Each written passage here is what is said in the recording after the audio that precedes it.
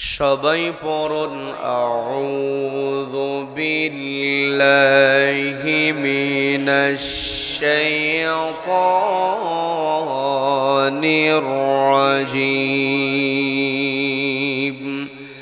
বিসমিল্লাহির রাহমানির রাহিম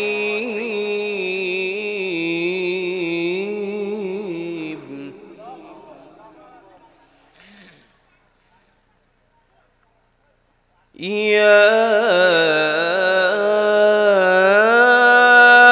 أيها الذين آمنوا اتقوا الله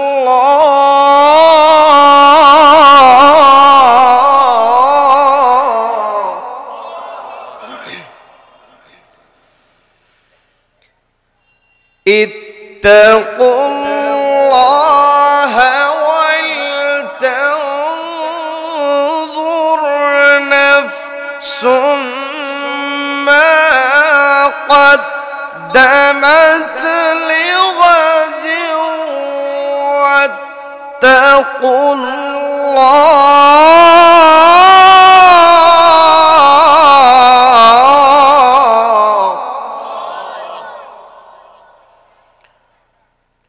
إن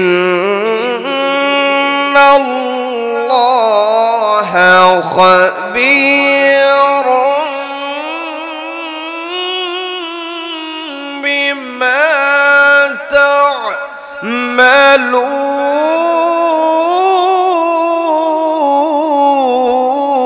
تعملون الله أكبر بسم الله الرحمن الرحيم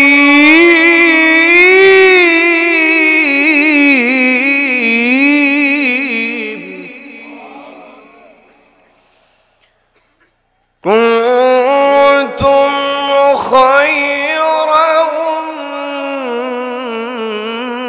أمة أخرجت للناس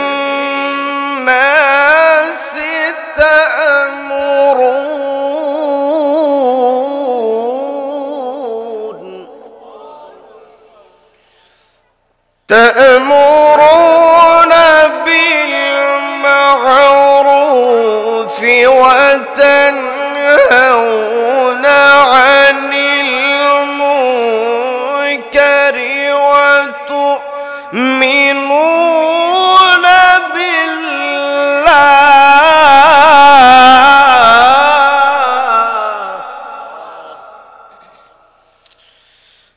الله أكبر بسم الله الرحمن الرحيم إن الله وملائكته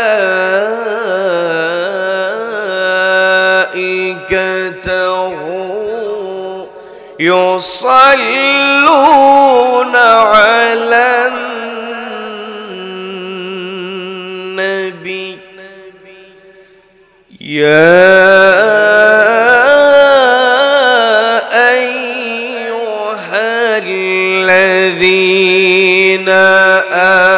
آمنوا صلوا عليه وسلموا تسليما আমার আপনার সম্মানের ব্যাপারে আল্লাহ বলেন ওয়ালাকাদ কাররামনা বানি আদম। এই জায়গাতে আল্লাহ রাব্বুল আলামিন আমাকে আপনাকে আদম সন্তান হিসেবে ইন্ডিকেট করেছেন। আবার বলেন ওমা খলাকাতুল জিন্না ওয়াল ইনসা ইল্লা লিয়াবুদুন, এখানে ইনসুন শব্দ ব্যবহার করেছেন। আল্লাহ চাইলে এই জায়গাতে ফেরেশতাদেরকে ডাক দিয়ে বলতেন পৃথিবীতে আমি ইনসান পাঠাবো, পৃথিবীতে আমি নাস পাঠাবো, কিন্তু আল্লাহ সেই শব্দ ব্যবহার করলেন না। আল্লাহ বলেন ইন্নী জাইলুন ফিল আরদি খলিফা, পৃথিবীতে আমি আমার প্রতিনিধি প্রেরণ করব। তার মানে এই খলিফা হিসাবে রব্বুল আলামিন আমাকে আপনাকে পাঠিয়েছেন, এই খলিফার দায়িত্ব আমাকে আপনাকে অবশ্যই পালন করতে হবে। কথা বলেন ঠিক কিনা? খলিফার দায়িত্ব পালনটাই হলো নীতিটাকে প্রতিষ্ঠা করা। কি কথা বলেন? এই পৃথিবীতে আল্লাহ রাব্বুল আলামিন আমাকে আপনাকে পাঠিয়েছেন, এই কোরআন আমাকে আপনাকে দিয়েছেন। এই কোরআনটাকে ব্যক্তিগত জীবনে, পারিবারিক জীবনে, সামাজিক জীবনে, রাষ্ট্রীয় জীবনের প্রত্যেকটা জায়গায় যখন আমি আপনি বাস্তবায়নের চেষ্টা করব, বাস্তবায়নের জন্য কাজ করতে পারবো, তখনই আমি আপনি নিজেকে খলিফা হিসেবে দাবি করতে পারবো। কথা বলেন? কি কথা বলেন? আমার আপনার দায়িত্ব আমি আজকে আপনি বুঝি না। আমি আপনি মনে করি পাগড়ি পরেছি, টুপি মাথায় দিয়েছি, লম্বা দাড়ি রেখেছি, লম্বা জুব্বা পরেছি, অবশ্যই এগুলো পড়তে হবে। এগুলো আমল করেছেন বিশ্বনবী জনাবে মুহাম্মদুর রাসূলুল্লাহ। নবীজি যে আমলগুলো করেছেন সেগুলো আমাকে আপনাকে অবশ্যই করতে হবে। আজকে আমার আপনার সামনে কত মানুষকে দেখা যায় নবীজির সুন্নাতের প্রেমে পাগল হয়ে যায়, নবীজির সহিহ হাদিস মানার জন্য পাগল হয়ে যায়, নবীজির সুন্নাত মানতে যায়, নবীজির সহিহ হাদিস মানতে যায়, কিন্তু লক্ষ্য করে দেখা যায় নবীজির সবচাইতে বড় যে সুন্নাতটা ছিল, নবীজি রাষ্ট্রীয় চেয়ারে বসেছেন। কথা বলেন ঠিক কিনা? নবীজির সবচাইতে বড় সুন্নাত হলো নবীজি রাষ্ট্র পরিচালনা করেছেন একটি কিতাব দিয়ে, সেই কিতাবের নাম কি?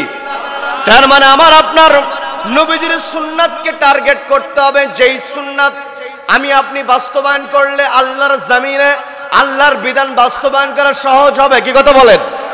আমাকে আপনাকে রাষ্ট্রীয় পর্যায়ে কোরআনকে বসানোর ক্ষেত্রে, রাষ্ট্রীয় পর্যায়ে নবীজির আদর্শকে বাস্তবায়নের ক্ষেত্রে যখন আমি আপনি কাজ করব, তখনই আমি আপনি নবীজির খাঁটি উম্মত হতে পারবো। কথা বলেন ঠিক কিনা? সহজ সহজ সুন্নাত তো অবশ্যই মানবো, যেটা সহজ সেটা তো মানবই। কি কথা বলেন?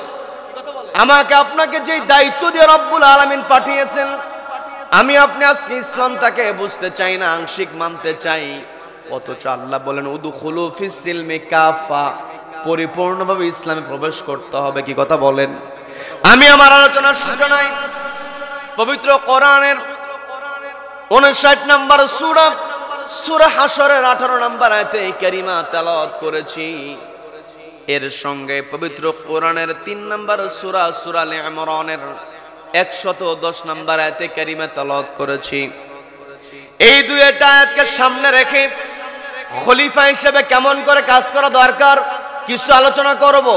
রব্বুল আলামিন আমাকে আমল করার নিয়ত বলার এবং আপনাদেরকে আমল করার নিয়ত শোনার তৌফিক দান করুন। বলেন আমিন, বলেন আমিন। সম্মানিত বন্ধুগণ, আল্লাহ রব্বুল আলামিন সূরা হাশরের 18 নম্বর আয়াতে আমাকে আপনাকে ডাক দিয়ে বলছেন, ইয়া আইয়ুহাল্লাযীনা আমানু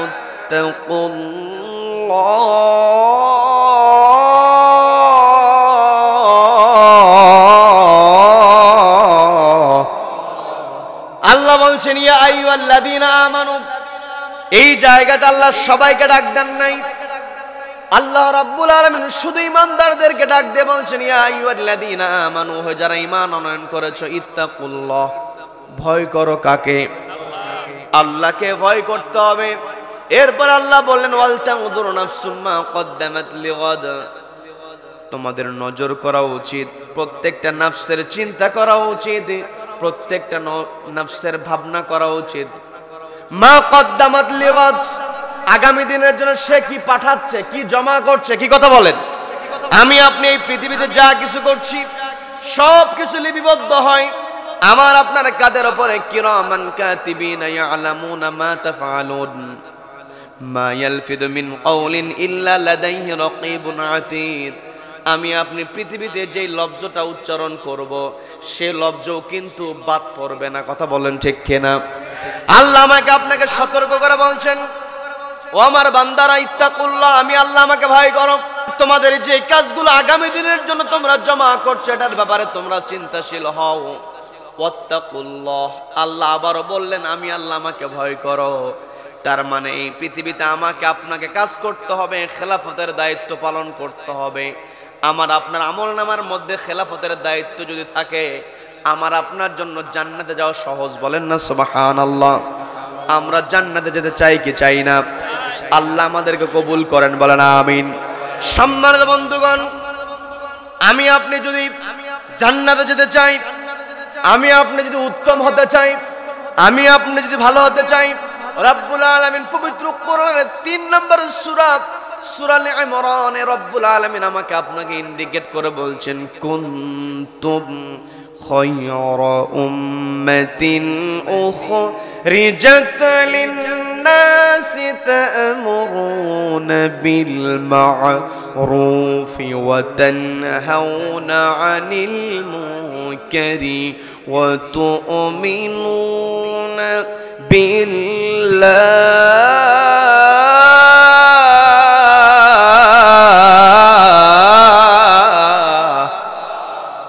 আল্লাহ বলছেন, আমার বান্দারা, কুনতুম খায়রা উম্মাহ, তোমরা উত্তম জাতি হতে পারো। উখরিজাত লিন-নাস, তোমাদেরকে বের করা হয়েছে মানুষের জন্য। কথাগুলো একটু বোঝার চেষ্টা করবেন। আল্লাহ বললেন তোমরা উত্তম জাতি হতে পারবে। উখরিজাত লিন-নাস, তোমাদেরকে বের করা হয়েছে মানুষের জন্য। তার মানে আমি আপনি পৃথিবীতে যদি আল্লাহর কাছে ভালো হতে চাই, আমাকে আপনাকে কাজ করতে হবে মানুষের জন্য। কি কথা বলেন? উখরিজাত লিন-নাস, আমাকে আপনাকে আল্লাহ বের করে নিয়েছেন মানুষের জন্য কাজ করার জন্য। আর আমি আপনি যখন মানুষের জন্য কাজ করব, আল্লাহ বললেন তোমার 1 নাম্বার যেই টার্গেট তোমাদের হতে হবে সেটা হলো তা'মুরুনা বিল মা'রুফ, তোমরা সৎ কাজের আদেশ দেবে। এই পৃথিবীতে আমি আপনি যখন মানুষের জন্য কাজ করতে যাব, খেলাফতের দায়িত্ব যখন আমি আপনি পালন করতে যাব, আমার আপনার দায়িত্ব হলো সমাজের মধ্যে সৎ কাজের আদেশ দিতে হবে। কি কথা বলেন? কি কথা বলেন? আল্লাহ এই জায়গায় বলেন তা'মুরুনা বিল মা'রুফ। আলেম ওলামা আছেন, এই জায়গায় আল্লাহ বলেন তা'মুরুনা বিল মা'রুফ, সৎ কাজের আদেশ দাও। এই সৎ কাজের আদেশ দেওয়ার মধ্যে রব্বুল আলামিন 2টা কথা ঢুকিয়ে দিয়েছেন। একটা হলো আমি আপনি যখন কোনো মানুষকে ভালো কাজ করার জন্য অর্ডার দেব, ওই ভালো কাজ যদি আমি আপনি নিজে না করি, অন্যকে যখন অর্ডার দেব, মানুষ পাল্টা আমাকে প্রশ্ন করবে তুমি আগে আমল করো। কি কথা বলেন? এই জায়গাতে আল্লাহ আমাকে আপনাকে সরাসরি বলেন না যে তোমরা আমল করো এবং অর্ডার দাও। আল্লাহ একটা শব্দ ব্যবহার করলেন তা'মুরুনা বিল মা'রুফ, তোমরা সৎ কাজের আদেশ দাও। আর সৎ কাজের আদেশ দিতে হলে নিজেকে সেই সৎ কাজটা করতে হবে। আবার আল্লাহ আমাকে আপনাকে শুধুমাত্র সৎ কাজের আদেশ দেওয়ার জন্যই বলেন নাই, 2 নাম্বার আল্লাহ বললেন ওয়া তানহাউনা আনিল মুনকার, অসৎ কাজে বাধা প্রদান করো। নিজেকে অসৎ কাজ থেকে দূরে থাকতে হবে। আবার চোখের সামনে যখন খারাপ কাজ হবে সেখানে বাধা দিতে হবে। কি কথা বলেন? আমার দেশে খারাপ কাজ আছে না নাই? আমার দেশে চুরি ডাকাতি আছে না নাই? আমার দেশে চোর বেশি না মানুষ বেশি? অনেকে আবার বলছে মানুষ বেশি, আবার চোর বেশি মানুষ বেশি, মানে 2 পক্ষেরই লোক দেখা যায় এখানে। আমার দেশে মানুষ বেশি ঠিক আছে, চোর কম, কিন্তু চোরকে সহ্য করার মানুষ বেশি। কি আমার কথা বিরক্ত হচ্ছেন? বিরক্ত হচ্ছেন? আলোচনা চলবে, চলবে কতক্ষণ? সারা রাত। বক্তা কাত, বক্তা কাত হোক আর সোজা থাকুক। আমরা শুনতে এসেছি একটি কিতাবের কথা, সেই কিতাবের নাম কি? এই কোরআন এমন একটি কিতাব, যতদিন পর্যন্ত পূর্ব দিগন্তে সূর্য উদিত হয়ে পশ্চিম আকাশে অস্ত যাবে, ততদিন পর্যন্ত কোরআনের কথা হবে। কোন কোরআন বিদ্বেষী কোরআনকে থামাতে পারবে না। কারা কারা এই মতের পক্ষে আছেন? 2 হাত আল্লাহকে দেখা।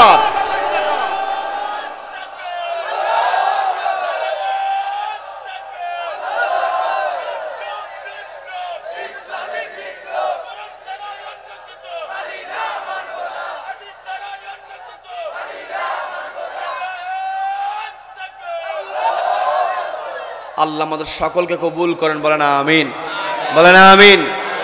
এই কোরআন, পৃথিবী যতদিন আছে কোরআন থাকবে। কি কথা বলেন? কোরআন বিদ্বেষীরা যতদিন থামানোর চেষ্টা করুক না কেন, এই কোরআনকে কেউ থামাতে পারবে না। সাময়িকের জন্য ওরা একটু কষ্ট দেবে, ওরা একটু চেষ্টা করবে থামানোর। আল্লাহ ওদেরকে একটু ছাড় দেবেন, কিন্তু ছেড়ে দেবেন না। কি কথা বলেন? এই যে প্যারেড ময়দান আজকে মাহফিল হচ্ছে, কি কথা বলেন?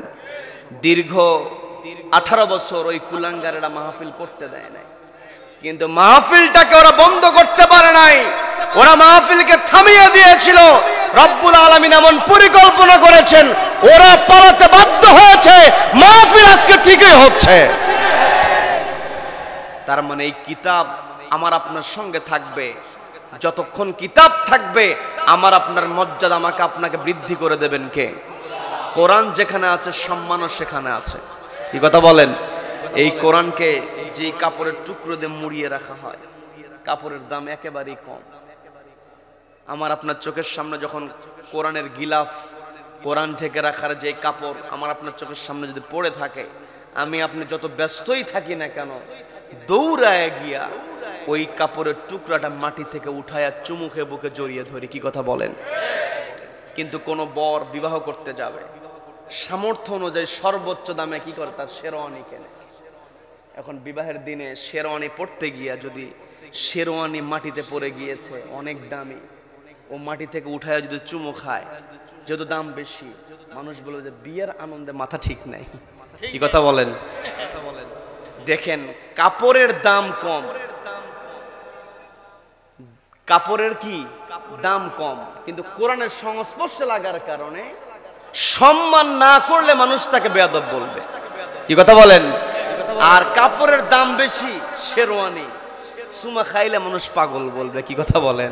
কারণ শেরওয়ানির তো কোরআনের সঙ্গে সংস্পর্শ লাগে নাই, কম দামি কাপড়ের টুকরো কোরআনের সঙ্গে আসার কারণে ওই কাপড়ের মর্যাদা বহুগুণে বৃদ্ধি পেয়েছে। কি কথা বলেন? আবার দেখবেন ছোট্ট মানুষ, 2.5 বছর, 3 বছর, 5 বছর, 7 বছর, আমরা দেখি 7-8 বছরে যখন হাফেজ কোরআন সামনে দিয়ে হেঁটে যায়, বৃদ্ধ মুরব্বী বয়স 60-70 হয়ে গিয়েছে, 7 বছরের হাফেজ কোরআনকে দেখলে অন্যরকম একটা সম্মান দিয়ে আদর করে। তার মানে যেখানে কোরআন আছে সেখানে সম্মান আছে, যেই রাষ্ট্রে কোরআন আছে সেই রাষ্ট্রে নীতি আছে। কি কথা বলেন? সম্মানিত বন্ধুগণ, আমি যেই কথা বলতে নিয়েছিলাম, আল্লাহ বললেন ওয়াতানহাউনা আনিল মুনকার, তোমরা অন্যায় কাজে, অসৎ কাজে বাধা প্রদান করো। আমার দেশে আমি আপনি যখন মানুষ খুঁজতে যাব, মানুষ পাওয়া যাবে, কিন্তু যে মানুষেরা চোরকে বেশি সহ্য করে, অন্যায়কে সহ্য করে, কিন্তু অন্যায়কে বাধা দেওয়ার জন্য আমাকে আপনাকে অর্ডার দিয়েছেন কে? এই অন্যায়ের বাধা আমাকে আপনাকে কোরআনের আলোকেই দিতে হবে। কি কথা বলেন? আজকে আমার দেশে কোন মুরগি চোর যদি ধরা পড়ে, কোন জুতা চোর যদি ধরা পড়ে, সবাই মিলে একত্রিত হয়ে যায়। আচ্ছা, গণধোলাই আছে না নাই? জীবনে কাউকে আঘাত করে না, যখনই শুনেছে ওখানে মুরগি চোর ধরা পড়েছে, চিন্তা করছে কোথাও তো কেউ কখনো থাপ্পড় মারার সাহস হয় নাই, আজকে মুরগি চোরকে মারতেছে, একটা থাপ্পড় দিয়ে আসি। কি কথা বলেন? মুরগি চোর ধরা পড়লো, জুতো চোর ধরা পড়লো, আমি আপনি গণধোলাই দিলাম, সেখানে প্রতিবাদ করলাম, কিন্তু যখন আমার আপনার সামনে কলমের খোঁচা দিয়া যে অফিসারগুলো লক্ষ লক্ষ কোটি কোটি টাকা আত্মসাৎ করে, ওই অফিসারের সামনে আসলে গণধোলাই তো দূরের কথা, আমরা সালাম দিয়ে হুঁশ পাই না। আজকে আমার দেশে চুরি বন্ধের জন্য, ডাকাতি বন্ধের জন্য কত আদালত আছে, দ্রুত ট্রাইব্যুনাল গঠন করে, আলাদা আলাদা বেঞ্চ তৈরি করে, কিন্তু আমার দেশে দিন দিন চুরি বাড়ছে না কমছে? বাড়ছে না কমছে? মানব রচিত বিধান দিয়ে কখনো অন্যায় দূর করা যাবে না। অন্যায় দূর করতে হলে কোরআনের বিধান দিয়ে অন্যায় দূর করতে হবে। আজকে আমার দেশে যে সমস্ত অফিসারেরা কলমের খোঁচা দিয়ে লক্ষ লক্ষ টাকা আত্মসাৎ করছে, একটা অফিসারের দোষ প্রমাণিত হওয়ার পরে যদি ওই সুপ্রিম কোর্টের সামনে, হাইকোর্টের সামনে অথবা বাইতুল মুকাররমের সামনে একটা অফিসার চুরি করার অপরাধে ফাকাতউ আইদিয়াহুমা, ওর একটা হাত যদি একটা অফিসারের কেটে দেওয়া হতো, দেশের বাকি অফিসারগুলো এমনিতেই সোজা হয়ে যেত। আমার দেশে গরিব মানুষ গ্রামে চাষ করেছে, সিম বিক্রি করে দিয়েছে 20 টাকা কেজি দরে। এই সিম ঢাকা শহরে পৌঁছাতে পৌঁছাতে 120 টাকা কেজি। কি কথা বলেন? কি কথা বলেন? গ্রামের কৃষক কষ্ট করে সে বিক্রি করলো 20 টাকায়, আর শহরে গিয়ে সেখানে বিক্রি হচ্ছে 120 টাকায়। এই 100 টাকার সঙ্গে গ্রামের কৃষকের কিন্তু কোনো সম্পর্ক নাই, সম্পর্ক হলো মোড়ে মোড়ে চাঁদাবাজদের। কি কথা বলেন? কষ্ট করে গরিব মানুষ, আর মাঝখানে চাঁদাবাজি করে চাঁদাবাজেরা। যারা পৃথিবীতে চাঁদাবাজি করে এরা পৃথিবীর সবচাইতে বড় ফাসাদ তৈরিকারী, এরা সবচাইতে বড় সন্ত্রাসী। সন্ত্রাস কেমন করে দমন করতে হবে কোরআনকে প্রশ্ন করলো, কোরআন স্পষ্ট জানিয়ে দিচ্ছে যারা পৃথিবীতে ফাসাদ তৈরি করবে, মানুষের উপর জুলুম করবে, ওই সমস্ত ডাকাতদের একটা হাত একটা পা বিপরীত ভাবে কেটে দাও। ডান হাত বাম পা, বাম হাত ডান পা। একটা চাঁদাবাজের যদি হাত পা ওই বাইতুল মোকাররমের সামনে কিংবা সুপ্রিম কোর্টের সামনে একটা চাঁদাবাজের হাত পা কেটে দিলে দেশের বাকি চাঁদাবাজগুলো আল্লাহওয়ালা হয়ে যেত। এই সমস্ত কথাবার্তা বললেই হুজুরেরা খারাপ। কি কথা বলেন? নবীজি আবু জেহেলকে বলেছিলেন মানব রচিত বিধান দিয়া পৃথিবী চলতে পারে না, লা ইলাহা ইল্লাল্লাহ, আল্লাহর বিধান ছাড়া অন্য কোনো বিধান চলতে পারে না। কথা বলেন ঠিক কিনা? আমি আপনি জিকির করি লা ইলাহা ইল্লাল্লাহ, এই জিকিরটাকে বাস্তবায়ন করতে হবে। জিকির আমি আপনি অবশ্যই করব, আল্লাহর নাম আমি আপনি জপব, কিন্তু যখন শুধু জিকির করব তখন ইবাদত করা হবে, খেলাফতের দায়িত্ব পালন করা হবে না। কি কথা বলেন? আমি আপনি লা ইলাহা ইল্লাল্লাহ জিকির করলাম, এটা ইবাদত করলাম, কিন্তু যখন আমি আপনি লা ইলাহা ইল্লাল্লাহ, আল্লাহর বিধান ছাড়া অন্য কোনো বিধান চলতে দেওয়া যাবে না, আল্লাহর বিধান কায়েম করতে হবে। আল্লাহর বিধান কায়েমের জন্য কাজ করা, এটাই হলো খেলাফতের দায়িত্ব। আল্লাহ আমাকে আপনাকে বলছেন তা'মুরুনা বিল মা'রুফ, সৎ কাজের আদেশ দাও, ওয়া তানহাউনা আনিল মুনকার, অসৎ কাজে বাধা প্রদান করো। নবীজি যখন সমাজের মধ্যে অসঙ্গতি দেখলেন, নবীজি নবুয়ত পাওয়ার আগের থেকেই কিন্তু নবীজি চেষ্টা করেছেন, এই যে হিলফুল ফুজুল সংঘ, এই সংঘ নবীজি যখন সংগঠিত হয়, এই সঙ্গের হয়ে নবীজি যখন কাজ করেছেন, তখন নবীজি কিন্তু আনুষ্ঠানিকভাবে নবুয়ত পান নাই। কি কথা বলেন? নবীজির চেষ্টা সব সময় ছিল সমাজের মধ্যে শান্তি প্রতিষ্ঠা করা। নবীজি যখন ওহী প্রাপ্ত হলেন, তিনি বললেন আল্লাহর বিধান ছাড়া অন্য কোনো বিধান চলতে পারে না। এই কথা বলার সঙ্গে সঙ্গে নবীজির বিরুদ্ধে ষড়যন্ত্র হয়েছে, নবীজিকে গালিগালাজ করেছে। আজও পৃথিবীতে আমি আপনি যখন আল্লাহর বিধান কায়েমের জন্য কথা বলবো, আমাকে আপনাকে বিভিন্নভাবে গালিগালাজ করা হবে, কিন্তু শেষ পর্যন্ত ওই গালিগালাজকারীরা কখনো সফল হবে না। আবু জেহেলরা যেমন নবীজিকে থামাতে পারে নাই, বর্তমান দুনিয়ার আবু জেহেলরাও কখনো আলেম ওলামাদেরকে থামাতে পারবে না। কথা বলেন ঠিক কিনা? সম্মানিত ভাইরা, আমার আপনার দায়িত্ব আল্লাহর জমিন আল্লাহর বিধান কায়েম করা। আল্লাহ বলেন তা'মুরুনা বিল মা'রুফ, সৎ কাজের আদেশ দাও। আল্লাহ আমাকে আপনাকে দায়িত্ব দিয়েছেন তোমরা সৎ কাজের আদেশ দাও। আবার আল্লাহ রাব্বুল আলামিন যে আদেশটা আমাকে আপনাকে সরাসরি দিচ্ছেন পবিত্র কোরআনের 16 নম্বর সূরা, সূরা নাহলের 90 নম্বর আয়াত। এই যে আজকের রাত্রি হচ্ছে জুমার রাত্রি, এই যে আগামী কালকে, এখন তো বাজে প্রায় 11টা, এখন থেকে 14 ঘন্টা পার হতে হবে না। আমার আপনার খতিব সাহেবের সানি খুতবা যখন শেষ করবেন, তিনি বলবেন ইন্নাল্লাহা ইয়া'মুরু বিল আদলি ওয়াল ইহসান ওয়া ইতাইযিল কুরবা। খতিব সাহেবের এতদূর পর্যন্ত যেতে হয় না, যখন খতিব সাহেব শেষের দিকে বলেন ইন্নাল্লাহা ইয়া'মুরু বিল আদল, এই কথা বলার সঙ্গে সঙ্গে সামনে থাকা মুসল্লিরা রেডি হয়ে যায় যে খুতবা শেষ, দাঁড়াতে হবে, গা ঝাড়া দেয়। কি কথা বলেন? কি কথা বলেন? আমার আপনার শুনতে শুনতে মুখস্থ হয়ে গিয়েছে ইন্নাল্লাহা ইয়া'মুরু বিল আদল। আমি আপনি ইমাম সাহেবের খুতবা শুনতে গিয়ে আমি আপনি ঠটস্থ করে ফেলেছি, খুতবা শেষ হয়ে যাচ্ছে, আমি আপনি বুঝতে পারছি আয়াতের সঙ্গে একটা পরিচিতি আমার আপনার হয়েছে, কিন্তু আয়াতের মধ্যে আল্লাহ সরাসরি অর্ডার দিচ্ছেন ইন্নাল্লাহা ইয়া'মুরু বিল আদল। আল্লাহ তোমাদেরকে অর্ডার দিচ্ছে তোমরা ন্যায় বিচার প্রতিষ্ঠা করো, সমাজের মধ্যে আদালত কায়েম করো, রাষ্ট্রের মধ্যে আদালত কায়েম করো। বলেন আল্লাহু আকবার। আল্লাহ আমাকে আপনাকে বলছেন তা'মুরুনা বিল মা'রুফ, তোমরা সৎ কাজের আদেশ দাও। আমাদেরকে আল্লাহ আদেশ দিয়েছেন তোমরা সৎ কাজের আদেশ দাও। আর সরাসরি আল্লাহ আমাকে আপনাকে যে আদেশটা দিয়েছেন সেটা হলো ইন্নাল্লাহা ইয়া'মুরু বিল আদল। অবশ্যই তোমাদের দায়িত্ব হলো তোমরা আদালত কায়েম করবে, ন্যায় বিচার প্রতিষ্ঠা করবে। সমাজের মধ্যে যখন ন্যায় বিচার প্রতিষ্ঠা হবে, যেই সমাজের মধ্যে ন্যায় বিচার আছে সেই সমাজের সৎ কাজের আদেশ দাও সহজ। কি কথা বলেন? যেই সমাজের মধ্যে ন্যায় বিচার আছে সেই সমাজের মধ্যে অন্যায়ের বিরুদ্ধে প্রতিবাদ করা আমার আপনার জন্য সহজ হবে। কিন্তু সমাজের মধ্যে যখন ন্যায় বিচার থাকবে না, আমি আপনি যখন অন্যায়ের প্রতিবাদ করব তখন বিপদ আসবে। কি কথা বলেন? কি কথা বলেন? এই জন্য আল্লাহ আমাকে আপনাকে অর্ডার দিয়েছেন, তোমরা সমাজের মধ্যে ন্যায় বিচার প্রতিষ্ঠা করো। যেই সমাজে ন্যায় বিচার আছে, যেই রাষ্ট্রে ন্যায় বিচার আছে, ওই রাষ্ট্রে মানুষের পূর্ণ অধিকার আছে। কি কথা বলেন? আমি আপনি পৃথিবীর ইতিহাস যদি পর্যালোচনা করি তাহলে দেখা যায় মানুষ কোন সময় শান্তিতে বসবাস করেছে, যে সময়টাতে রাষ্ট্রীয়ভাবে আল্লাহর বিধান বাস্তবায়ন হয়েছে। কি কথা বলেন? কি কথা বলেন? এই যে কোরআন দিয়ে যখন রাষ্ট্র পরিচালিত হয়েছে, ওমরের কথা আমরা শুনেছি, আমরা হযরত আবু বকর রাদিয়াল্লাহু তাআলা আনহু, ওসমান রাদিয়াল্লাহু তাআলা আনহু, আলী রাদিয়াল্লাহু তাআলা আনহু, তাদের শাসন আমলের ঘটনা আমরা শুনেছি। তাদের শাসন আমলে ন্যায় বিচার ছিল। কি কথা বলেন? কি কথা বলেন?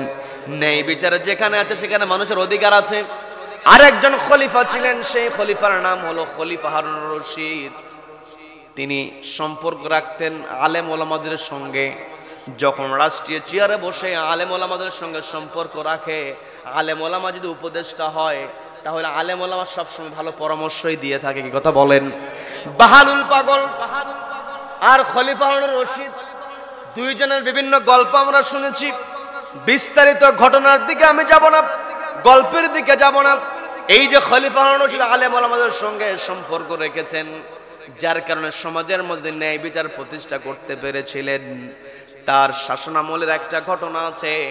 রাকা নামে একটা শহর ছিল, বর্তমান সিরিয়া, যেখানে সিরিয়ার তৎকালীন সময়ের একটা শহর ছিল রাকা শহর। এই যে সিরিয়ার উপর দীর্ঘদিন জুলুম চলেছে, রব্বুল আলামিন সেখানে বিজয় দেওয়া শুরু করেছেন। বলেন না সুবহানাল্লাহ, বলেন আলহামদুলিল্লাহ। এই সিরিয়ার প্রতি আল্লাহ রহমত নাজিল করুন আরো বেশি করে, বলেন আমিন, বলেন আমিন। সিরিয়ার তৎকালীন সময়ের যেই শহরটা ছিল রাকা শহর, সে রাকা শহরের একজন বিচারক ছিল যিনি অসুস্থ হয়ে গিয়েছেন। বিচারক যখন অসুস্থ, আদালতে বিচারক আসতে পারে না, মামলা তো শুনানি হয় না। যখন মামলা শুনানি হয় না, অপরাধ যখন জমা হতেই থাকে, সেখানে বিশৃঙ্খলা আছে না নেই? যখন আদালতে বিচার কার্য পরিচালনা হয় না, রাকা শহর থেকে চিঠি পাঠানো হলো খলিফা বরাবর যে আমাদের রাকা শহরের বিচারক তিনি অসুস্থ হয়ে আছেন, যার কারণে আমরা কোনো বিচার পাচ্ছি না। ছোট্ট একটা ঘটনা আছে, নাকি মোনাজাত দেব? ঘটনা শুনবেন নাকি? রাকা শহরের বিচারক অসুস্থ, আমাদের শহরটা স্থবির হয়ে আছে, দ্রুত ভিত্তিতে আমাদের শহরে একজন বিচারক নিয়োগ দেওয়া দরকার। খলিফা বরাবর যখন চিঠিটা লেখা হয়েছে, খলিফা পাল্টা দিয়ে চিঠি লিখলেন, আগামী 1 সপ্তাহের মধ্যে তোমাদের শহরে নতুন বিচারক চলে যাবে। 1 সপ্তাহ পর নতুন বিচারক এসে বসেছে। আগের বিচারক অসুস্থ। কি কথা বলেন? কি কথা বলেন? সত্যিকারে অসুস্থ ছিল। কিন্তু আমরা দেখেছি বর্তমান দুনিয়াতে নিজের কাজে ব্যবহার করে যখন নিজের সম্পূর্ণ ব্যবহার করতে না পেরেছে, হিন্দু ভাইদের পক্ষে এত বড় বড় যারা কথা বলে, জোর গলায় কথা জোর করে যারা বলতে চায়, ওই হিন্দু একজন প্রধান সিনহা, তাকে কিন্তু জোর করে ক্যান্সার রোগী বানিয়ে রাতের অন্ধকারে তাড়িয়ে দিয়েছিল। কথা বলেন ঠিক কিনা? আজকে এসকে সিনহাকে যারা তাড়িয়ে দিয়েছিল, এই দেশ থেকে তারাও পালাতে বাধ্য হয়েছে। কি কথা বলেন? তার মানে এই পৃথিবীতে প্রাকৃতিক একটা বিচার আছে, প্রকৃতির একটা বিচার আছে। কি কথা বলেন? আল্লাহ তো বিচার করবেনই, সব কর্তৃত্ব আল্লাহর হাতে। কি কথা বলেন? এতে কোনো সন্দেহ আছে নাকি? কুলিল্লাহুম্মা মালিকাল মুলকি তুতিল মুলকা মান তাশা ওয়া তানজিউল মুলকা মিম্মান তাশাউ ওয়া তুইজ্জু মান তাশাউ ওয়া তুযিল্লু মান তাশা বিয়াদিকাল খায়র।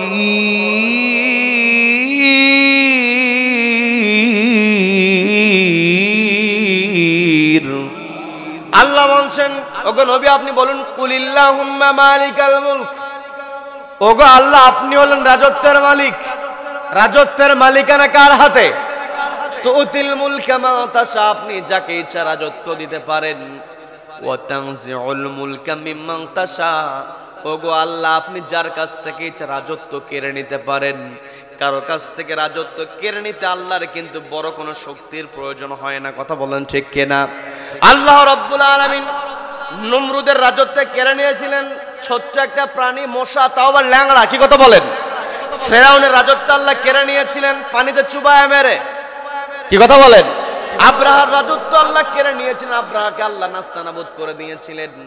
ওই কাবাগর যখন আব্রাহা আক্রমণ করতে এসেছিল, রব্বুল আলামিন বড় কোনো বাহিনীকে পাঠান নাই, তয়রন আবাবিল ঝাঁকে ঝাঁকে পাখি এসেছিল। ওই পাখিদের ঠোঁটের মধ্যে মটর দানার মতো পাথর কুচি উপর থেকে ছেড়ে দেওয়া হয়েছে, বিশাল হস্তি বাহিনী একেবারে চিবানো ঘাসের মতো হয়েছে। কথা বলেন ঠিক কিনা? যে আবু জাহেল নবীজিকে এত কষ্ট দিয়েছে, এ আবু জাহেল তো ছিল বড় একটা লিডার। কি কথা বলেন?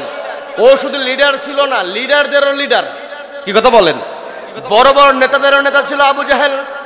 আল্লাহ কিন্তু আবু জাহেল কি বদরের প্রান্তরে বড় কোন মুজাহিদকে দিয়ে শায়েস্তা করেন নাই।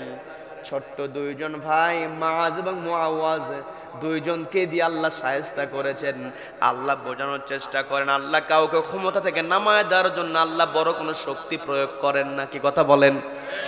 আবু জাহেলের কথা শুনলাম, এটা তো ইতিহাস। নমরুদ, ফেরাউন, আব্রাহা, এগুলোর ইতিহাস আমরা শুনেছি, জেনেছি। সর্বশেষ 2024 সালে আমাদের দেশে যে ইতিহাসটা আমরা দেখেছি, এই দেশের মধ্যে যখন স্বৈরাচারী ওই লেডি ফেরাউন, লেডি আবু জাহেল অত্যাচার করেছে, তারা চেয়ারটাকে টিকিয়ে রাখার জন্য পছন্দের লোককে প্রশাসনের সব জায়গায় নিয়োগ দিয়েছে। কথা বলেন ঠিক কিনা? কাউকে যদি প্রমোশন দিয়েছে 14 গোষ্ঠীর হিসাব নিয়েছে। কি কথা বলেন? সব কিছু দেখি নিজের পক্ষের মনে করে ওই চেয়ারে বসিয়ে দিয়েছে, ক্ষমতার জায়গায় বসিয়ে দিয়েছে। কিন্তু এই পৃথিবীতে যত পরিকল্পনাই করুক না কেন, ওয়াতানজিউল মুলকা মিম্মান তাশা, আল্লাহ যখন ইচ্ছা করেন রব্বুল আলামিন মুহূর্তের মধ্যে ক্ষমতা কেড়ে নিতে পারেন। এর প্রমাণ হলো ওই দীর্ঘ 16 বছর যেই লেডি স্বৈরাচারী খুনি হাসিনা যখন জুলুম করেছে, ওই লেডি ফেরাউনকে রব্বুল আলামিন দুনিয়া থেকে বিদায় এখন করেন নাই, কিন্তু পালাতে বাধ্য করেছেন। কথা বলেন ঠিক কিনা? রব্বুল আলামিন ওকে পালাতে বাধ্য করেছেন। বড় কোনো শক্তি আল্লাহ দিলেন না। আল্লাহ চাইলে সামনের কাতারে বড় কোনো দলকে দিতে পারতেন, প্রশিক্ষিত কোনো ইউনিটকে আল্লাহ সামনের কাতারে দিতে পারতেন। কিন্তু আল্লাহ তো আর ক্ষমতা প্রদর্শনের জন্য বড় কোনো শক্তি আল্লাহ প্রয়োগ করেন না। আল্লাহর কাছে বড় ছোট দুটাই সমান। আমার আপনার কাছে ছোট বড় পার্থক্য আছে, কিন্তু আল্লাহর কাছে বড় ছোট বলতে কোনো পার্থক্য নাই। বলেন আল্লাহু আকবার। রব্বুল আলামিন ওয়াতানজিউল মুলকা মিম্মান তাশা, ওই লেডি ফেরাউনের কাছ থেকে ক্ষমতা কেড়ে নিয়েছেন। নিরস্ত্র ছাত্র জনতাকে রব্বুল আলামিন এমন করে সামনের কাতারে দিলেন, রব্বুল আলামিন ওই লেডি ফেরাউনকে পালাতে বাধ্য করেছেন। কথা বলেন ঠিক কিনা? এর দ্বারা বোঝা যায় সমস্ত কর্তৃত্ব একজনের হাতে। তিনি কে? সবাইকে বলতে হবে তিনি কে? সেই আল্লাহকে ভয় করতে হবে। সেই আল্লাহ আমাকে আপনাকে অর্ডার দিয়েছেন, তা'মুরুনা বিল মা'রুফ, সৎ কাজের আদেশ দাও। সেই আল্লাহ আমাকে আপনাকে অর্ডার দিয়েছেন, ইন্নাল্লাহা ইয়া'মুরু বিল আদল, আদালত কায়েম করো। যখন খলিফা বরাবর চিঠি লেখা হলো, খলিফা বললেন আগামী 7 দিনের মধ্যে তোমাদের চেয়ারে বসে যাবে নতুন বিচারক। 7 দিন পরে নতুন বিচারক এসেছে। বিচারকের সামনে যখন মামলা উপস্থাপন করা হয়েছে, প্রথম যেই মামলা বিচারক তিনি হাতে নিলেন, তিনি লক্ষ্য করে দেখলেন একজন বৃদ্ধা মহিলার বিরুদ্ধে মামলা হয়েছে। বৃদ্ধা মহিলার বিরুদ্ধে মামলা হয়েছে। মামলাটা হওয়ার কারণ হলো চুরি করেছে। কি চুরি করেছে? সেটা হলো কয়েকটা রুটি আর মধুর বোতল। যখন বিচারক দেখলেন বৃদ্ধা মহিলা চুরি করেছে, বিচারক একটু চিন্তা করলেন এই বয়সে মানুষ তো চুরি করার কথা নয়, কারণ মানুষের বয়স যখন বাড়তে থাকে অপরাধ করার প্রবণতা কিন্তু মানুষের মধ্যে কমে যায়। কি কথা বলেন? কি কথা বলেন? যৌবনকালে রক্ত গরম থাকে, শয়তান উস্কানি দেয়। কি কথা বলেন? কি কথা বলেন? আবার যৌবনকালে যখন যুবকেরা অন্যায়ের প্রতিবাদ করে, ওই সময় অন্যায় আর থাকে না, ভেসে চলে যায়। কি কথা বলেন? এই যে লেডি ফেরাউন পালাতে বাধ্য হয়েছে, যুবকেরা যখন রক্তটাকে গরম করে তা'মুরুনা বিল মা'রুফ ওয়া তানহাউনা আনিল মুনকার, অসৎ কাজে বাধা প্রদানের জন্য অর্ডার দিয়েছেন কে? ওয়া তানহাউনা আনিল মুনকার। এই লেডি ফেরাউন যখন অন্যায় করেছে, এই অন্যায়ের বিরুদ্ধে যখন যুব সমাজ প্রতিবাদ করেছে, ওই লেডি ফেরাউন পালাতে বাধ্য হয়েছে। কি কথা বলেন? সম্মানিত বন্ধুগণ, বোঝার চেষ্টা করবেন।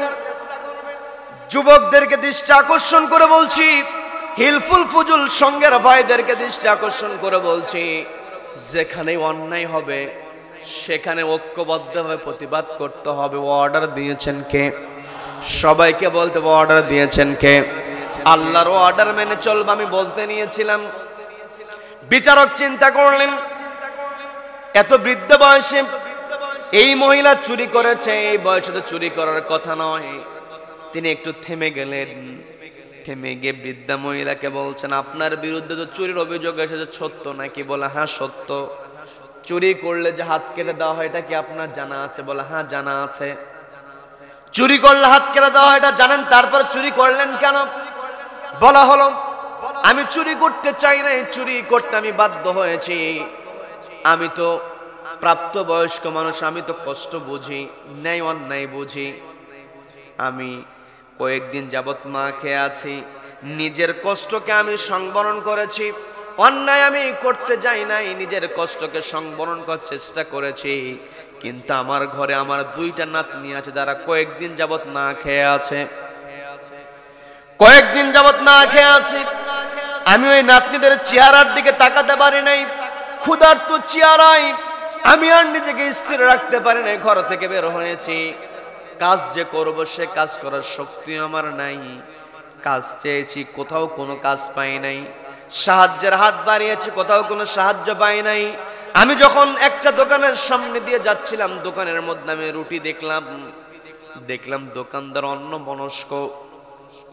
আমি অন্যমনস্ক দেখে দোকান থেকে রুটি চুরি করতে গিয়েছি, রুটিটা আমি চুরি করেছি। যখন আমি মধুর বোতলটা হাতে নিয়েছি, আমার তো চুরি করার অভ্যাস নাই, আমি ধরা পড়ে গিয়েছি।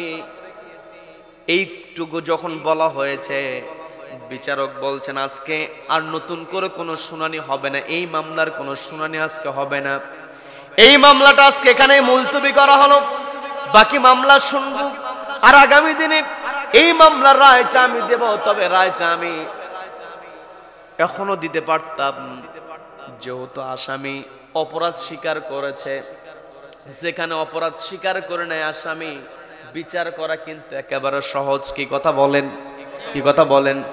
অপরাধ স্বীকার করে নিয়েছি, আসামি পক্ষ, বাদী বিবাদী সবাই উপস্থিত। আজকে আমি রায়টা দিতে পারি, কিন্তু আমি রায়টা তো এইভাবে দেব না। আমি রায়টা দেব যেই জায়গাতে এই শহরের খাদ্য প্রধান তিনি উপস্থিত থাকবে, নগর প্রধান যিনি উপস্থিত থাকবে, গণ্যমান্য ব্যক্তি যারা উপস্থিত থাকবে, তাদের সামনে আমি রায়টা দেব। এই জন্য আগামীকালকে যখন রায়টা দেওয়া হবে, আগামীকালকে আদালতে নগর প্রধানকে হাজির হওয়ার অর্ডার দেওয়া হলো, খাদ্য প্রধানকে অর্ডার দেওয়া হলো, গণ্যমান্য ব্যক্তির সবাইকে অর্ডার দেওয়া হলো, সবাই যেন আগামীকালকে হাজির থাকে। বলেন আল্লাহু আকবার। নির্ধারিত দিনে পরের দিনে যখন সবাই হাজির হয়েছে, বিচারক তিনি বলছেন, আমার এই মামলার ব্যাপারে সব কিছু আমার শোনা হয়েছে, আমি এই মামলার রায় দিয়ে দিলাম।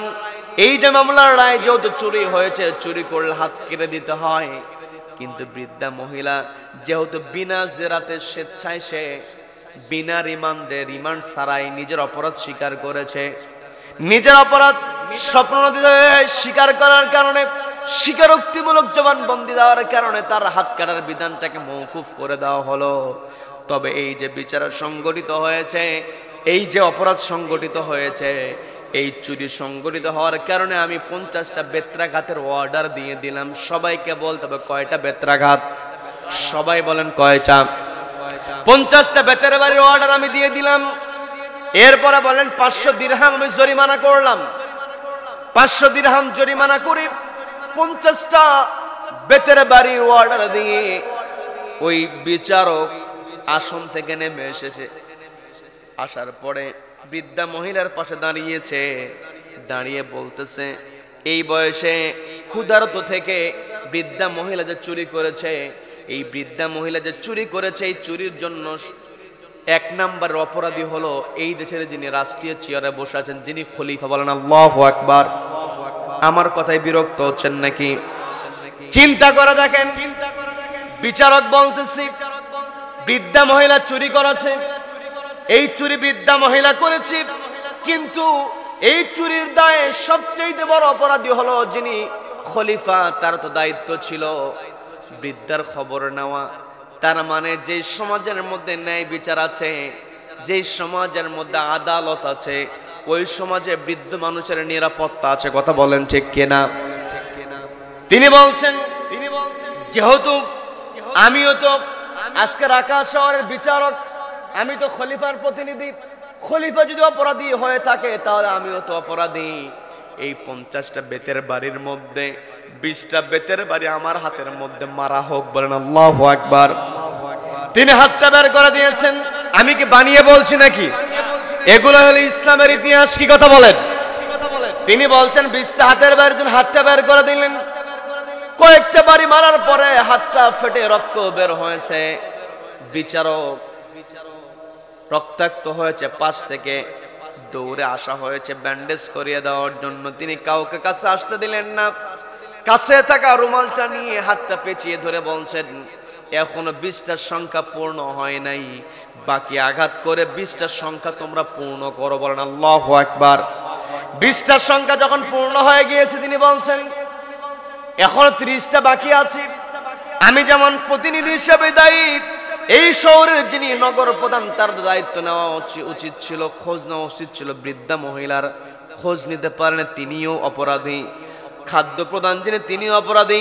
সফল ব্যবসায়ী যারা, দায়িত্বশীল যারা, ধনাঢ্য ব্যক্তি যারা, তারা তো প্রতিবেশীর খোঁজ নিতে পারে নাই। কাজে আপনারা যারা হাজির হয়েছেন, যাদেরকে আমি ইন্ডিকেট করে হাজির হতে বলেছি, বাকি 30টা বেতের বাড়ি আপনাদের মধ্যে বন্টন করে আপনাদেরকে মারা হবে। আল্লাহু আকবার। এই যে কাজগুলো সংগঠিত হয়েছিল একমাত্র কার ভয়ে? সবাইকে বলতে হবে কার ভয়ে?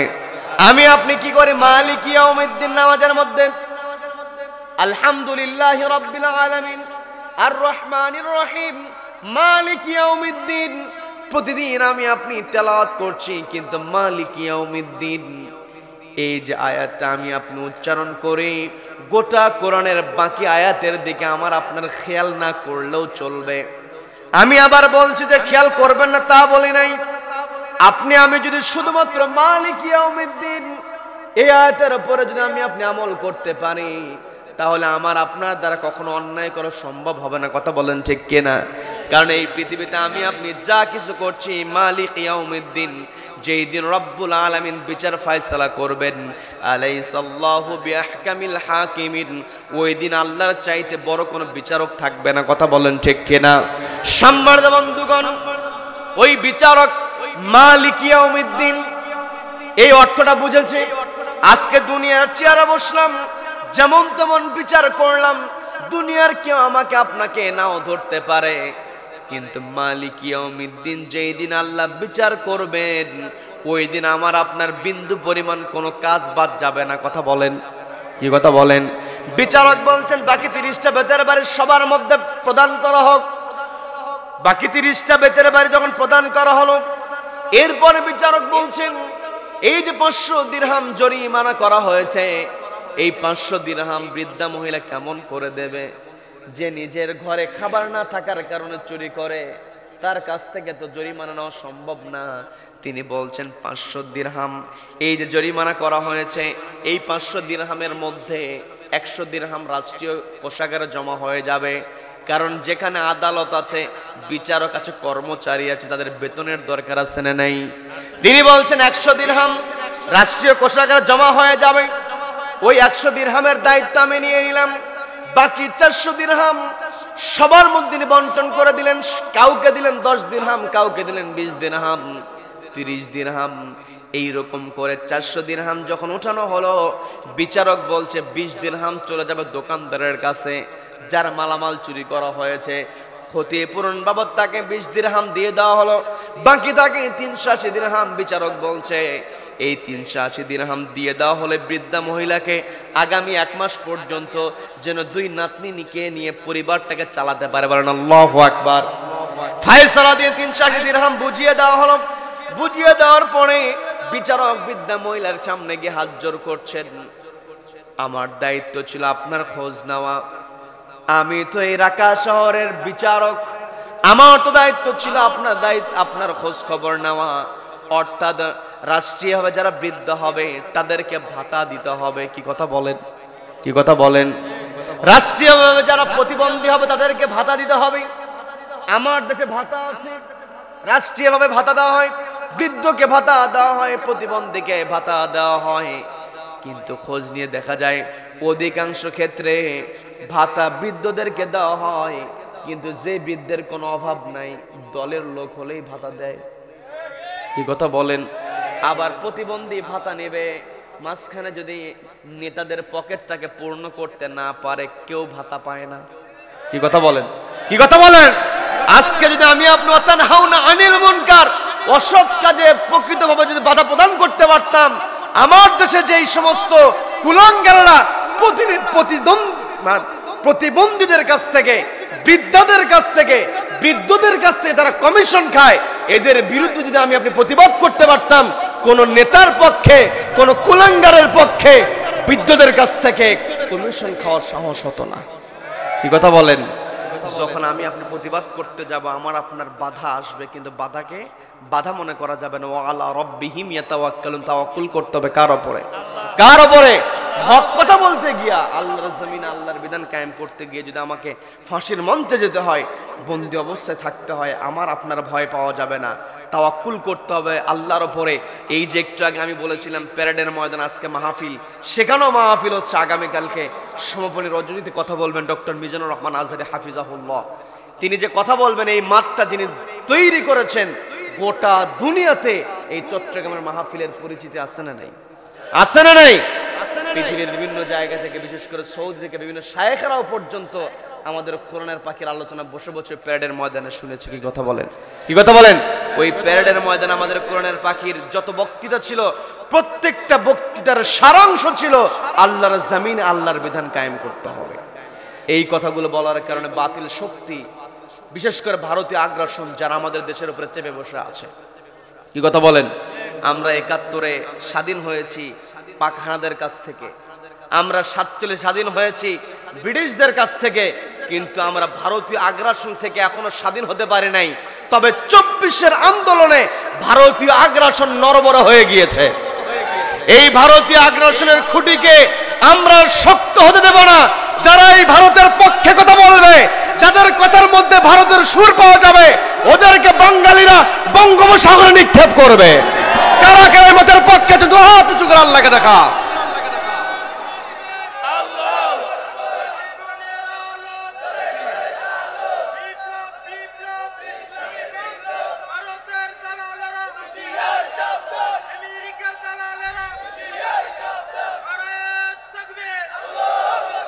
আল্লাহ আমাদের সকলকে কবুল করেন, বলেন আমিন, বলেন আমিন। এই ভারতীয় আগ্রাসন আমাদের উপরে চেপে বসে আছে, তবে আজকে তরুণ সমাজ, যুব সমাজ জাগ্রত হয়েছে। আমাকে আপনাকে সচেতন হতে হবে। আল্লাহ বলেন কুনতুম খায়রা উম্মাহ, তোমরা উত্তম জাতি হতে পারবে। আমাদেরকে একটা জাতিতে রূপান্তরিত হতে হবে, একটা জাতি হয়ে এই দেশের জন্য একতাবদ্ধ হয়ে একই প্ল্যাটফর্মে থেকে ভারতীয় আগ্রাসনকে আমরা রুখে দেব। কি কথা বলেন? এই ভারতীয় আগ্রাসন সহ্য করতে পারে না, আমাদের কোরআনের পাখিকে বন্দী অবস্থায় রেখে দিয়েছে। কি কথা বলেন? কিন্তু কোরআনের পাখি দীর্ঘদিন বন্দী ছিলেন, একটা বারের জন্য কোরআনের পাখির চেহারার মধ্যে কখনো হতাশার ছাপ দেখা যায় না। কারণ যারা আল্লাহর উপর ভরসা করতে পারে, এদের চেহারা কোনো জালিম চেহারাকে মলিন করতে পারে না। কারণ যারা আল্লাহর জমিনে আল্লাহর বিধানের জন্য কথা বলে, তার আল্লাহকে সন্তুষ্ট করার জন্য কথা বলে, দুনিয়ার কোন জালিমের কষ্ট কোন আল্লাহওয়ালাদের চেহারা থেকে হাসি কেড়ে নিতে পারে না। এর প্রমাণ আমরা পেয়েছি, আপনারাও দেখেছেন। বিরক্ত হচ্ছেন? বিরক্ত হচ্ছেন? আমাদের কোরআনের পাখি বয়স হয়েছিল ৮৩ বছর বয়স। এখানে এত এত মানুষ আছে, আমার তো মনে হয় ৮৩ বছর বয়সে মানুষ খুঁজে পাওয়া কঠিন, থাকলেও ২, ৪, ৫, ১০ জন, এর চাইতে বেশি নয়। কি কথা বলেন? ৮৩ বছর বয়স হলে মানুষ এমনিতে দুর্বল হয়ে যায়, চেহারার মধ্যে একটা কষ্টের ছাপ দেখা যায়, ক্লান্তির ছাপ দেখা যায়। কিন্তু আমরা দেখেছি ৭০ বছর বয়সে তাকে বন্দী অবস্থায় রেখে দেওয়া হয়েছে। একটা বারের জন্য তিনি তার চেহারার মধ্যে ক্লান্তির ছাপ তুলে ধরেন নাই, কষ্টের ছাপ তুলে ধরেন নাই। সর্বশেষ যেই দিন তাকে ইঞ্জেকশন পুশ করে হত্যা করা হয়েছে, শহীদ করে দেওয়া হয়েছে, তার পূর্বের দিনে যখন তাকে জেলখানা থেকে নিয়ে আসা হলো, অ্যাম্বুলেন্সে করে তিনি আসলেন, অ্যাম্বুলেন্স থেকে তিনি নামলেন, সবাইকে লক্ষ্য করে তিনি সালাম দিলেন। সালাম দেওয়ার পরে তিনি তার চেহারার মধ্যে যে হাসির ঝিলিকটা দিয়েছেন, কিয়ামত পর্যন্ত যারা কোরআনের সঙ্গে সম্পর্ক রাখবে, বাংলা ভাষাভাষী মুসলমানদের জন্য কোরআনের পাখির ওই হাসির নামটাই হলো অনুপ্রেরণা। কি কথা বলেন? কোরআনের পাখি আমাদেরকে সর্বশেষ হাসি দিয়ে তিনি বুঝিয়েছেন, তোমরা হতাশ হয় না, আল্লাহর জমিনে আল্লাহর বিধান কায়েমের জন্য কোরআনের পক্ষে কথা বলো। বাতিল শক্তি যত বড় জুলুমি করুক না কেন, বাতিল শক্তি কখনো মুসলমানকে পরাজিত করতে পারে। সম্মানিত ভাইরা, আল্লাহর উপর ভরসা করে, আল্লাহ আমাকে আপনাকে যেই জন্য পৃথিবীতে পাঠিয়েছেন, আমি আপনি তার গোলামি করব, দাসত্ব করব। আমার আপনার দায়িত্ব হল আল্লাহর গোলামি করতে হবে। আল্লাহর গোলামির পূর্ণতা তখনই আসবে যখন আমি আপনি খলিফা হিসেবে কাজ করতে পারবো। কি কথা বলেন? খলিফার দায়িত্ব হলো সৎ কাজের আদেশ দেওয়া, অসৎ কাজে বাধা প্রদান করা। বলতে নিয়েছিলাম, ওই যে বিচারক গিয়ে বলছেন, বৃদ্ধা মহিলাকে বলছেন, মা আমি রাকা শহরের বিচারকের চেয়ারে বসেছি, কিন্তু আপনার খোঁজ নিতে পারি নাই, আমি তো অপরাধী হয়েছি। আমার ব্যাপার আপনি যদি ওই কিয়ামতের ময়দানে আল্লাহর কাছে অভিযোগ করেন, আমি তো পার পাবো না। মেহেরবানি করে আমি রাকা শহরের চেয়ারে বসে আপনার খোঁজ নিতে পারি নাই, এই যে আমার অপরাধ, এটার জন্য আপনি আল্লাহর কাছে বিচার দিয়েন না। বলেন আল্লাহু আকবার। আমাকে ক্ষমা করে দেন। আর আপনাকে বলছি, এই যে 380 দিরহাম আপনাকে বুঝিয়ে দেওয়া হলো, আগামী 1 মাস আপনি নাতনিদের সঙ্গে পরিবারটা চালাবেন। 1 মাস পরে ওই 2 জন নাতনিকে নিয়ে আপনি খলিফার দরবারে দেখা করবেন। খলিফার দরবারে দেখা করার কথা বলে ওই বৃদ্ধা মহিলাকে বিদায় করে দেওয়া হয়। বিদায় করার পরে 1 মাস যখন অতিবাহিত হয়েছে, বৃদ্ধা মহিলা 2 জন নাতনিকে সঙ্গে করে নিয়ে খলিফার দরবারে হাজির হয়েছে। খলিফার দরবারে যখন হাজির হয়েছে, খলিফার দরবারে উপস্থিত হওয়ার সঙ্গে সঙ্গে খলিফার চেয়ারে যাকে দেখলেন, দেখেই তিনি চমকে উঠলেন, অবাক হয়ে গেলেন। তিনি দেখলেন 1 মাস পূর্বে যেই বিচারক আমার চুরির দায়ে 20টা বেতের বাড়ি হাতের মধ্যে নিয়েছিল, সেই মানুষটাই তো খলিফার চেয়ারে বসে আছে। বলেন সুবহানাল্লাহ। বৃদ্ধা মহিলা চমকে উঠেছেন। খলিফা ওখান থেকে নেমে এসে বলছেন, মা আপনি চিন্তিত হয়েন না, আমাকে দেখে অবাক হওয়ার কিছু নাই। যখন গত মাসে আপনার সঙ্গে আমার সাক্ষাৎ হয়েছিল, আমি তখন রাকা শহরের বিচারকের চেয়ারে বসেছিলাম, কারণ তৎকালীন সময়ে বিচারক ছিল অসুস্থ। আমার কাছে চিঠি লেখা হয়েছে, আমি আমার পরিচয়টাকে গোপন করে রাকা শহরের বিচারকের চেয়ারে বসেছিলাম। ওই দিন তো আমি আমার পরিচয়টাকে প্রকাশ করি নাই। আমি দেখতে চেয়েছি আসলে আমার রাষ্ট্রের মধ্যে ন্যায় বিচার আছে না। আমি ওই দিন আমার রাষ্ট্রে ন্যায় বিচার আছে কিনা এটার জন্য টেস্ট করার জন্য আমি আমার ওই দিন পরিচয়টাকে প্রকাশ করি নাই। কারণ ওই দিন যদি পরিচয় প্রকাশ করতাম, বাকি দিনগুলোতে আমি আমার দেশের অবস্থা সম্পর্কে জানতে পারতাম না। ওই দিন আপনার কাছে আমি আমার পরিচয়টা গোপন করে আপনার কাছে ক্ষমা চেয়েছিলাম রাকা শহরের বিচারক হিসাবে, কিন্তু আমি তো নিজেই খলিফা, আমি তো খলিফা হিসেবে আপনার কাছে ক্ষমা চাইতে পারি নাই। যার কারণে আজকে আমি আপনাকে আমার দরবারে ডেকেছি। বলেন আল্লাহু আকবার। আপনার কাছে ক্ষমা প্রার্থনা করি, আপনার কাছে ক্ষমা চাই, খলিফা হিসেবে আপনি যেন আমি যে আপনার দায়িত্বটা নিতে পারি না, এটার ব্যাপারে আল্লাহর কাছে যেন আপনি কোনো বিচার না দেন। যদি আপনি আল্লাহর কাছে আমার বিচার দেন, ওই কিয়ামতের কঠিন ময়দানে আমার পক্ষে 1 কদম সামনে আগানো সম্ভব হবে না। বলেন আল্লাহু আকবার। এই যে খলিফার রশিদ, তিনি ভয় করেছিলেন একমাত্র কাকে? সবাইকে বলতে হবে কাকে? আমি আমার আলোচনার সূচনা সূরা হাশরের 18 নম্বর আয়াতে কারিমা তেলাওয়াত করেছিলাম, যেখানে আল্লাহ বলছেন, ইয়া আইয়ুহাল্লাযীনা আমানুত্তাকুল্লাহ, ওহে যারা ঈমান আনয়ন করেছো, ও ইউ হ্যাভ বিলিভ, তোমাদের মধ্যে যারা বিশ্বাস স্থাপন করেছে, ইত্তাকুল্লাহ, ভয় করো কাকে? আজকে আমার দেশে অন্যায় আছে, আমার দেশে দুর্নীতি আছে, আমার দেশে যারা চেয়ারে বসে তারা যদি আল্লাহকে ভয় করত, তাহলে এই জমিনে কেউ কখনো অন্যায় করে পার পেত না। কথা বলেন ঠিক কিনা? আমার দেশে বরাদ্দ হয়, রাস্তাঘাটের কাজ দেওয়া হয়, বিল্ডিং এর কাজ দেওয়া হয়, রডের বদলে বাঁশ দিয়ে বিল্ডিং করে। আছে না নাই? আছে না নাই? যে সমস্ত ঠিকাদারেরা রডের বদলে বাঁশ দিয়ে বিল্ডিং করে। আজকে যদি ইসলাম থাকতো এদের একটারও হাত থাকতো না। কি কথা বলেন, কি কথা বলেন? তার মানে আমার আপনার দায়িত্ব হলো সমাজ থেকে অন্যায় দূর করা। এটা হচ্ছে খেলাফতের দায়িত্ব। একাকী ইবাদত করলাম, একাকী জিকির করলাম, নামাজ পড়লাম, আমার আপনার এগুলো করতে হবে, কিন্তু এগুলো করে বাঁচার কোনো উপায় নেই। যদি একাকী ইবাদত করে পার পাওয়া যেত তাহলে নবীজিকে রাতের অন্ধকারে মক্কা থেকে মদিনায় হিজরত করতে হতো না। কি কথা বলেন? নবীজিকে বলা হয়েছিল আব্দুল্লাহর পুত্র মুহাম্মদ সাল্লাল্লাহু আলাইহি ওয়াসাল্লাম, তুমি তোমার মতো ইবাদত করো, তবে আমাদের বিরুদ্ধে কোনো কথা বলো না। তুমি তোমার মতো ইবাদত করো, তোমার বিরুদ্ধে আমরা কোনো কথা বলবো না। তুমি তোমার মতো চলো, তোমার অর্থের দরকার তোমাকে অর্থ দেওয়া হবে, তোমার নারীর দরকার তোমাকে নারী দেওয়া হবে, তোমার ক্ষমতার দরকার তোমাকে ক্ষমতা দেওয়া হবে। নবীজি বলেছেন আমার এক হাতে চন্দ্র আর এক হাতে সূর্য দেওয়া হলেও আমি নিরপেক্ষ থাকবো না, আমি অন্যের বিরুদ্ধে কথা বলবো, আল্লাহর জমিনে আল্লাহর বিধান কায়েমের কথা বলবো। নবীজি এই কথা বলেছিলেন বলে নবীজিকে বন্দী অবস্থায় থাকতে হয়েছিল। কি কথা বলেন? শেষ পর্যন্ত নবীজি মক্কা থেকে মদিনায় হিজরত করেছিলেন। আমি আপনি জুমার নামাজে ইমাম সাহেব, আমরা তো আগামীকালকেই আমরা জুমার খুতবা শুনবো, সেখানে ইমাম হাসান হুসাইনের নাম আছে না নাই? আছে না নাই?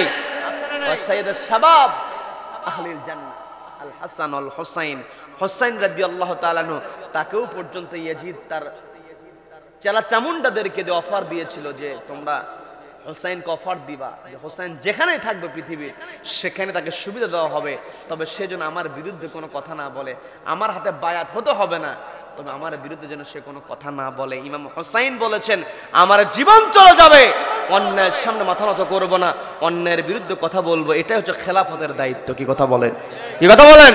আমি আপনি নিজেকে মুসলিম দাবি করি, আমি আপনি নামাজ রোজা হজ যাকাত এগুলো আমরা দিয়ে থাকি, কিন্তু প্রকৃত কেমন করে ইবাদত করা দরকার এটা আমরা ভুলে গিয়েছি। আমি আপনি আল্লাহর গোলাম, ঠিক আছে, আল্লাহর গোলাম ইবাদত করব, কিন্তু আমি আপনি আল্লাহর খলিফা, আল্লাহর প্রতিনিধি। কি কথা বলেন, কি কথা বলেন? ফেরেশতারা তো বলেছিল আতাজালু ফিহা মাইয়ুফসিদু ফিহা ওয়া ইয়াসফিকুদ দিমা, ওগো আল্লাহ আপনি পৃথিবীতে কি তাদেরকেই পাঠাবেন যারা সেখানে গিয়ে ফাসাদ করবে, রক্তপাত ঘটাবে?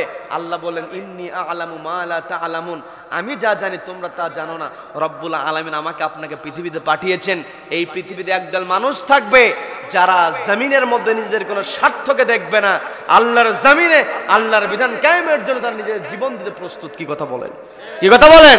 কাজে এই পৃথিবীতে আমরা এসেছি, আমাকে আপনাকে আল্লাহ রাব্বুল আলামিন পৃথিবীতে পাঠিয়েছেন, ওমা খলাকাতুল জিন্না ওয়াল ইনসা ইল্লা লিয়াবুদুন, আমার আপনার দায়িত্ব হবে আল্লাহর ইবাদত করা। আবার আল্লাহ যে ফেরেশতাদেরকে বলেন ইন্নী জাইলুন ফিল আরদি খলিফা, আমি পৃথিবীতে আমার খলিফা পাঠাবো, আমার প্রতিনিধি প্রেরণ করব। ইবাদতকারীও হতে হবে, আবার আল্লাহর প্রতিনিধি হতে হবে। দুইটার সমন্বয় যখন হবে তখন আমি আপনি নিজেকে জান্নাতে প্রবেশের যোগ্য করতে পারবো, নিজেকে জাহান্নাম থেকে দূরে সরিয়ে রাখতে পারবো। দুইটাই থাকতে হবে, ইবাদতকারীও হতে হবে, প্রতিনিধিও হতে হবে। আমি আপনি ইবাদত করে টুকটাক নিজেকে বাঁচানোর চেষ্টা করি, আমার আপনার দায়িত্ব হলো, আমাকে আপনাকে আল্লাহ বলছেন কুনতুম খায়রা উম্মাহ, তোমরা উত্তম জাতি হতে পারবে, তা'মুরুনা বিল মা'রুফ, তোমরা সৎ কাজের আদেশ দাও, অসৎ কাজে বাধা প্রদান করো। এখন আমি আপনি যখন উম্মাহ হতে চাবো, আমি আপনি যখন একটা জাতি হতে চাবো, সেই জাতির মধ্যে নেতৃত্ব থাকবে, আনুগত্য থাকবে, দুইটাই থাকবে। কি কথা বলেন, কি কথা বলেন? বিরক্ত হচ্ছেন আমার কথায়? বিরক্ত হচ্ছেন? আজকে আমি আপনি যে মুসলিম দাবি করি, কিন্তু ইয়াউমা নাদউ কুল্লা উনাসিম বিইমামিহিম, কিয়ামতের ময়দানে আল্লাহ ডাকবেন ইয়াউমা নাদউ কুল্লা উনাসিম বিইমামিহিম, কিয়ামতের ময়দানে আল্লাহ আমাকে আপনার ডাকবেন তো নেতা দিয়া, যদি নেতা না থাকে আল্লাহ ডাকবে কেমনে? কি কথা বলেন, কি কথা বলেন? তার মানে এই পৃথিবীতে আমাকে আপনাকে হয় নেতৃত্বের জায়গায় থাকতে হবে অথবা আনুগত্যের জায়গায় থাকতে হবে, মাঝখানে থেকে মুনাফিকি করার কোনো সুযোগ ইসলামের মধ্যে নাই। কি কথা বলেন? আমাকে আপনাকে সুপারিশ করতে হবে হয় ভালো কাজে অথবা মন্দ কাজে। মন্দ কাজে সুপারিশ করলে জাহান্নাম, ভালো কাজে সুপারিশ করলে জান্নাত। কি কথা বলেন, কি কথা বলেন? এই পৃথিবীতে আল্লাহ রাব্বুল আলামিন আমাকে আপনাকে স্পষ্ট বলে দিলেন পবিত্র কোরআনের 4 নম্বর সূরা, সবাইকে বলতে হবে কত নম্বর সূরা? সবাইকে বলতে হবে কত নম্বর সূরা? সূরা নিসা, অর্থাৎ নারীদের নামে সূরা। নারীদের সম্মান ইসলামে আছে না নাই? আছে না নাই? যেই সময়টাতে নবীজি পৃথিবীতে আগমন করেছিলেন ওই সময়টাতে কন্যা সন্তানের পিতা পরিচয় দেওয়া হতো না। আর আজকে কিছু কিছু বুদ্ধিজীবীরা বলে ইসলাম নাকি নারীদেরকে সম্মান দেয় নাই। এই পৃথিবীতে সবচাইতে মর্যাদা নারীদেরকে দিয়েছে ইসলাম। কি কথা বলেন? যখন নারীদেরকে জীবন্ত কবর দেওয়া হতো, স্ত্রী স্বামীর কাছ থেকে বিদায় নিয়েছে যে আমার প্রসব বেদনা উঠেছে, আমার জন্য দোয়া করো। ওই সময় স্বামী বলেছে পেটে যেটা আছে এটা যদি ছেলে হয় নিয়ে আসবা, আর যদি মেয়ে হয় পুঁতে রাখবা। কি কথা বলেন? কি কথা বলেন? সেই জায়গাতে নবীজি এমন সম্মান দিলেন। নবীজি বললেন যখন কোন ঘরে কন্যা সন্তান জন্মগ্রহণ করে ওই কন্যা সন্তান হলো আল্লাহর রহমত। বলেন না সুবহানাল্লাহ। ওই কন্যাকে লালন পালন করে যখন পাত্রস্থ করে দেওয়া হয়, ওই কন্যা যখন বধূ বেশে কারো ঘরের মধ্যে প্রবেশ করে স্বামীর জন্য, ওই মেয়েটা হলো, ওই স্ত্রীটা হলো স্বামীর জন্য আল্লাহর দেয়া একটা আমানত। বলেন না সুবহানাল্লাহ। আবার যখন স্বামী স্ত্রীর সঙ্গে দাম্পত্য জীবন পরিচালনার একটা পর যখন পেটে সন্তান চলে আসে, ওই সন্তানের জন্য ওই নারীটাই হয়ে যায় আল্লাহর জান্নাত। বলেন না সুবহানাল্লাহ। তারপর নারীর কত সম্মান, নারীদের মর্যাদা ইসলাম দিয়েছে। পর্দালের মা বোনদের দৃষ্টি আকর্ষণ করে বলছি, মা, যে ইসলাম আপনাকে সম্মান দিয়েছে ওই ইসলাম আপনাকে যেমন করে চলতে বলে আপনাকে তেমন করে চলতে হবে। মা বোনদেরকে আল্লাহ কবুল করুন, বলেন আমিন। তো বলতে নিয়েছিলাম 4 নম্বর সূরা, সূরা নিসার 85 নম্বর আয়াত আল্লাহ স্পষ্ট বলছেন, মাইয়াশফা শাফাআতান হাসানা ইয়াকুল্লাহু নাসিবুম মিনহা ওয়া মাইয়াশফা শাফাআতান সাইয়্যা ইয়াকুল্লাহু কিফলুম মিনহা। এই জায়গাতে আল্লাহ স্পষ্ট বললেন মাইয়াশফা শাফাআতান হাসানা, যেই ব্যক্তি ভালো কাজে সুপারিশ করবে ইয়াকুল্লাহু নাসিবুম মিনহা, তার আমল নামে একটা সওয়াব আল্লাহ যুক্ত করে দেবেন। বলেন না সুবহানাল্লাহ। ওয়া মাইয়াশফা শাফাআতান সাইয়্যা, আর যেই ব্যক্তি খারাপ কাজে সুপারিশ করবে, নিজে খারাপ কাজ করবে না, বোঝার চেষ্টা করবেন, বিরক্ত হচ্ছেন, নিজে খারাপ কাজ করবে না, কিন্তু মাইয়াশফা শাফাআতান সাইয়্যা, খারাপ কাজে সুপারিশ করবে, খারাপ ব্যক্তির পক্ষে সুপারিশ করবে, নিজে খারাপ কাজ করবে না, খারাপ কাজে সুপারিশ করবে, খারাপ ব্যক্তির পক্ষে সুপারিশ করবে, নিজে অপরাধ না করলেও খারাপ ব্যক্তির সুপারিশ করার কারণে তার আমল নামা ইয়াকুল্লাহু কিফলুম মিনহা, গুনাহ যুক্ত হবে। বলেন নাউযু বিল্লাহ। তার মানে এই পৃথিবীতে আমি আপনি কার সুপারিশ করলাম, কার পিছনে গেলাম, কার নেতৃত্ব মানলাম, এগুলো সবকিছু একজন কাউন্ট করছেন। তিনি কে? তিনি কে? তার মানে এই পৃথিবীতে আমাকে আপনাকে থাকতে হবে নেতৃত্বে অথবা আনুগত্যে। নেতৃত্বে যখন আমি আপনি চলে যাব তখন নেতৃত্ব দিতে হবে একটি কিতাব দিয়ে। সেই কিতাবের নাম কি? সবাইকে বলতে হবে কিতাবের নাম কি? আর যখন আমি আপনি নেতৃত্বে যেতে পারবো না, আনুগত্যের জায়গায় থাকবো, আনুগত্য আমি আপনি তখনই তার আনুগত্য করব যার মধ্যে থাকবে একটি কিতাব। সেই কিতাবের নাম কি? তার মানে আমার আপনার নেতৃত্বের কিতাবের নাম হচ্ছে আল কুরআন। বলেন আল্লাহু আকবার। নবীজি আরেকটু ক্লিয়ার করে বললেন, মান জাআলাহু আমামাহু ক্বাদাহু ইলাল জান্নাহ, মান জাআলাহু আয় জাআলাল কুরআন, যেই ব্যক্তি কোরআনকে বানিয়ে নেবে, আমামাহু তার ইমাম, ক্বাদাহু ইলাল জান্নাহ, এই কোরআন তাকে আল্লাহর জান্নাতে প্রবেশ করায় দেবে। বলেন না সুবহানাল্লাহ। তার মানে আমার আপনার নেতা হবে একটি কিতাব। সেই কিতাবের নাম কি? কিতাবের নাম কি? এই আল কুরআন মেনে আমি আপনি চলবো। আমার আপনার চলার ধরন হবে আল্লাহর ইবাদত করব, আল্লাহর খেলাফতের দায়িত্ব পালন করব। খেলাফতের দায়িত্ব পালন করতে হলে তা'মুরুনা বিল মা'রুফ, সৎ কাজের আদেশ দিতে হবে, ওয়া তানহাউনা আনিল মুনকার, অসৎ কাজে বাধা প্রদান করতে হবে, ওয়া তু'মিনুনা বিল্লাহ, ঈমান আনতে হবে কার উপরে? সবাইকে বলতে হবে কার উপরে? সম্মানিত দিনী ভাইরা, আমার আপনার ঈমান আছে না এটা আমাকে আপনাকে বুঝতে হবে একটি কিতাব দিয়ে। সেই কিতাবের নাম কি? সবাইকে বলতে হবে কিতাবের নাম কি? আমি আপনি শুধুমাত্র মুখে মুখে ঈমানদার দাবি করলে হবে না। আমার আপনার যে বৈশিষ্ট্য থাকা দরকার, পবিত্র কোরআনের বিভিন্ন জায়গায় বিভিন্ন আয়াতের মধ্যে আল্লাহ রাব্বুল আলামিন মুমিন বান্দার পরিচয় তুলে ধরেছেন। আর আমি আপনাদের সামনে একটা আয়াত তেলাওয়াত করে আলোচনা শেষ করব, বিরক্ত হবেন নাকি? রব্বুল আলামিন পবিত্র কোরআনের 8 নম্বর সূরা, সূরা আনফালের 2 নম্বর আয়াতে মুমিন বান্দার পরিচয় দিয়ে বলছেন, ইন্নামাল মুমিনুনা আল্লাযীনা ইযা যুকিরাল্লাহু وجلت قلوبهم وإذا تليت عليهم آياته زادتهم إيمانا وعلى ربهم يتوكلون।